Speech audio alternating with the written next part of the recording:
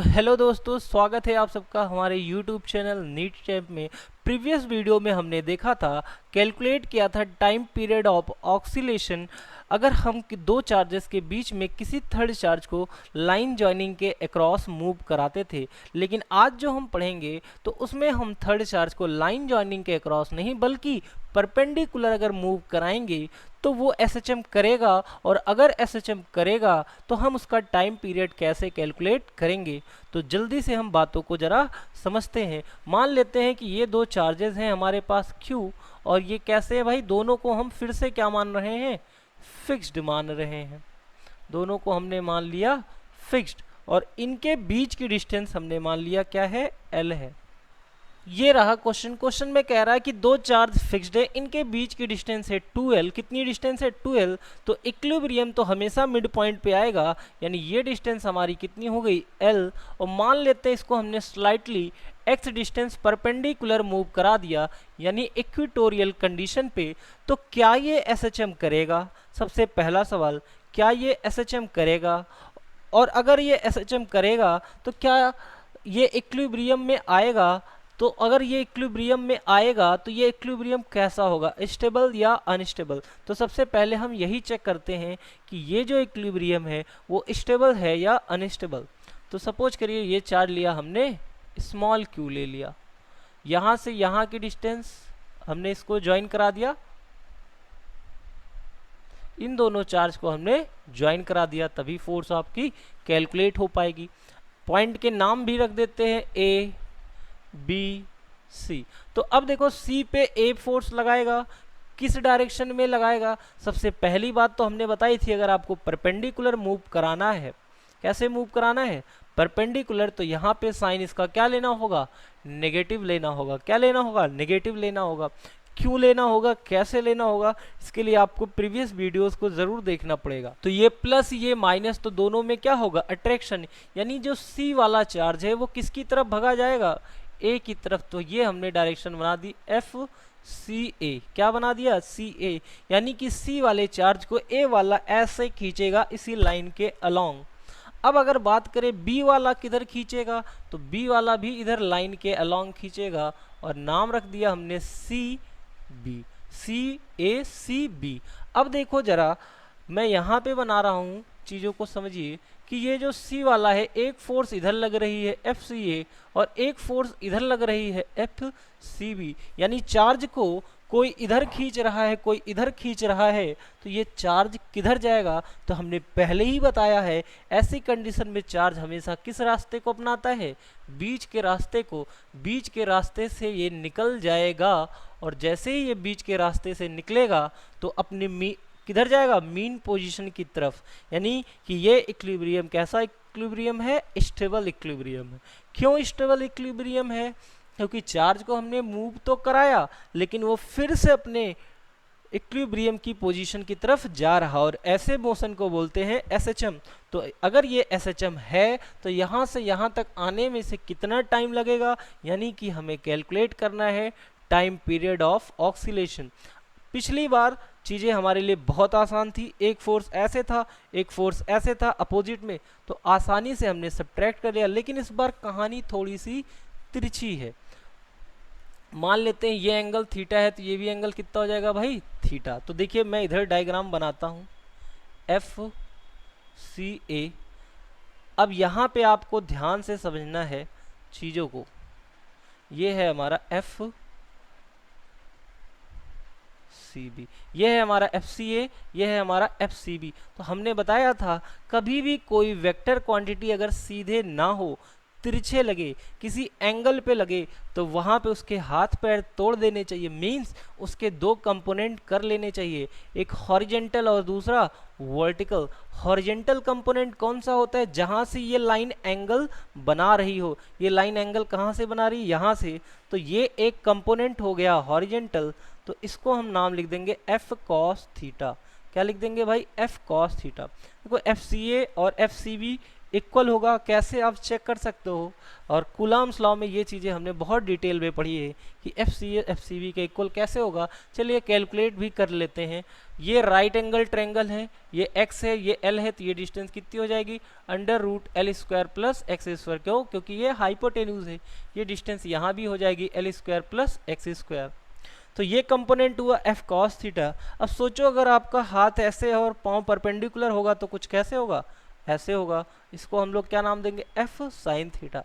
क्या नाम दिया हमने, f sin थीटा। सेम कहानी यहाँ पे, इसका भी हॉरिजेंटल कंपोनेंट, ये लाइन कहाँ से एंगल बना रही है, यहाँ से, तो ये भी आ जाएगा हमारा f cos थीटा, और ये लाइन हमारी हो जाएगी क्या, f sin थीटा। अब अगर आप ध्यान से देखो, ये दोनों कंपोनेंट इक्वल है एंड अपोजिट है, therefore it will cancel out each other, यानी कि एक दूसरे को कैंसिल कर देंगे। यानी कि जो भी फोर्स लग रही है नेट, वो एक्चुअल में ऐसे लग रही है, f cos थीटा और f cos थीटा। और यही फोर्स कैसी फोर्स है, जो इसको इक्विलिब्रियम की तरफ ले जा रही है। यानी कि इस पे टोटल जो नेट फोर्स लग रही है, क्या लग रही है, 2f cos थीटा। क्या लग रही है, 2f cos थीटा। और इसी फोर्स को हम लोग क्या नाम देंगे, रिस्टोरिंग फोर्स। कैसी फोर्स, रिस्टोरिंग फोर्स, यानी ऐसी फोर्स जो किसी भी ऑब्जेक्ट को उसके मीन पोजीशन की तरफ ले जाए।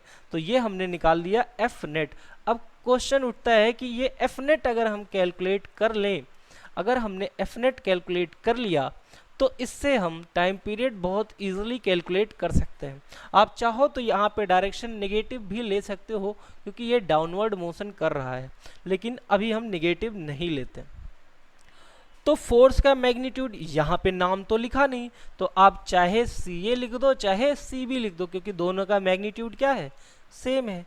तो लिख दिया हमने। कैसे वैल्यू लिखते हैं, कांस्टेंट C पे जो चार्ज है उसका मैग्नीट्यूड, C पे चार्ज कितना है भाई, स्मॉल q, A पे जो चार्ज है उसका मैग्नीट्यूड कैपिटल Q, C से A तक की डिस्टेंस √L² प्लस x² का होल स्क्वायर। और यहाँ पे एक नया टर्म हमें दिखा, वो क्या है भाई, कॉस थीटा। ये कॉस थीटा का कैलकुलेशन कैसे हो, तो जरा देखो ये कैसा ट्रायंगल है, राइट एंगल ट्रायंगल है, मैंने इधर बना दिया। ये 90 डिग्री, ये एंगल थीटा, ये पॉइंट A, ये पॉइंट C, इस पॉइंट का नाम आप कुछ भी दे दो O। ये डिस्टेंस कितनी है, √L² प्लस x²। ये डिस्टेंस कितनी, L, ये डिस्टेंस x। हमको चाहिए cos थीटा, तो आपने पढ़ रखा होगा PBP/HHB। तो cos थीटा क्या होता है, base upon hypotenuse. What is base, x। What is hypotenuse, √L² plus x²। तो ये हमने cos थीटा का भी कैलकुलेशन कर लिया, जिसकी वैल्यू हम यहाँ पे पुट कर देते हैं। 2k/QQ cos थीटा हमारा हो जाएगा, यहाँ पे ये अंडर रूट का स्क्वायर जब करेंगे तो ये कैंसिल हो जाएगा, L² प्लस x² की पावर 1। यहाँ पे आया हमारा into x upon √L² plus x²। और अंडर रूट को क्या लिखते हैं भाई हम, पावर 1/2। आप देखो इन दोनों के बेस सेम है, तो पावर क्या होगी, ऐड हो जाएगी। तो मैं चीज़ों को यहाँ लिख देता हूँ। तो एफ नेट हमारा क्या हो गया भाई, एफ नेट हमारा हो गया 2k/QQ x upon L² plus x² की पावर कितनी हो गई, 3/2। कितनी हो गई, 3/2। लेकिन हमने पहले ही बताया था, वर्ड आपको मिलेगा स्लाइटली। स्लाइटली का मतलब ये होता है कि x जो है L के कंपेयर में बहुत छोटा है। डायग्राम में भले ही बड़ा दिख रहा है, लेकिन एक्चुअल में ये रियल लाइफ में क्या होता है, बहुत ही छोटा। तो इस केस में क्या होता है, जो x की पावर होती है उसको हम इग्नोर कर देते हैं। तो यानी यहाँ पे अगर हम इग्नोर कर देंगे तो ये आएगा हमारा L² की पावर 3/2, 2 से 2 कैंसिल हो जाएगा, यानी आएगा क्या, L³। तो ये हमारा कुछ आया 2k/QQ x अपॉन L³। अब अगर आप ध्यान से देखें तो ये SHM प्रूफ भी हो चुका है। और हमने बताया था अगर आपको SHM देखना होता है तो क्या करते हैं भाई, ये पूरा टर्म x के अलावा जितना होता है यही कांस्टेंट हो जाता है। और अगर हमारे पास कांस्टेंट आ गया है तो हम टाइम पीरियड बहुत ही आसानी से निकाल सकते हैं। टाइम पीरियड इक्वल्स टू क्या था भाई, 2 pi under root m upon k, और k की वैल्यू जरा वहां से देख के बताओ क्या है, 2 पाई m ऐसे ही रहेगा, k की वैल्यू मैं वहां से पुट कर दे रहा हूं, क्या है 2k q x नहीं रखिएगा वैल्यू क्योंकि x तो कांस्टेंट है, हम कंपेयर करते हैं, इसका कंपेयर किससे करते हैं, f इक्वल्स टू माइनस के x से, तो k की वैल्यू ये हमारी पूरी आ जाती है। तो यहाँ पे अपॉन में l क्यूब तो ऊपर जाएगा, ये हो जाएगा, यानी कि हमारा टाइम पीरियड अगेन आ गया 2 pi under root ml cube upon 2k q, यानी कि यहाँ से हमने देखा ये टाइम पीरियड की हमने क्या कर ली, कैलकुलेशन कर ली। यहाँ पे हम फिर से देख रहे हैं कि टाइम पीरियड किस पे डिपेंड कर रहा है, mass of the charge, and time period again किस चीज पे डिपेंड कर रहा है, length, distance between two charge. यानी कि अगर हम यहाँ पे जैसे जैसे चार्ज का मास बढ़ाते जाएंगे टाइम पीरियड बढ़ता जाएगा। कहने का मतलब अगर आप यहाँ पे 1 kg 2 kg और मान लो 10 kg का चार्ज रखते हो तो सबसे पहले मीन पोजीशन पे कौन सा चार्ज पहुंचेगा, सबसे पहले मीन पोजीशन पे जो चार्ज पहुंचेगा वो 1 kg का पहुंचेगा। क्यों, क्योंकि इसका मास कम है, और मास कम है तो फिर टाइम पीरियड भी क्या होगा, कम होगा।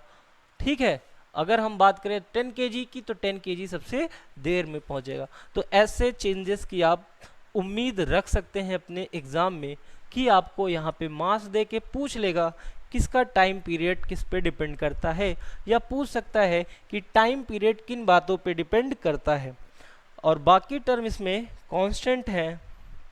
ठीक है, तो आई होप आपको ये बातें भी समझ में आ गई होंगी। तो अब यहाँ से हम लोग इक्विलिब्रियम ऑफ चार्जेस के टॉपिक को ख़त्म करते हैं। करीब 7-8 वीडियो हो चुकी है इक्विलिब्रियम ऑफ चार्जेस की ऑलरेडी, मुझे लगता है जो कि पूरी पर्याप्त है आपके लिए। तो अब हम लोग नेक्स्ट वीडियोस में पढ़ेंगे इलेक्ट्रिक फील्ड के बारे में। ठीक है, फिर मिलते हैं आपसे नेक्स्ट वीडियो में। Thanks for watching. A like would be appreciated. And don't forget to subscribe.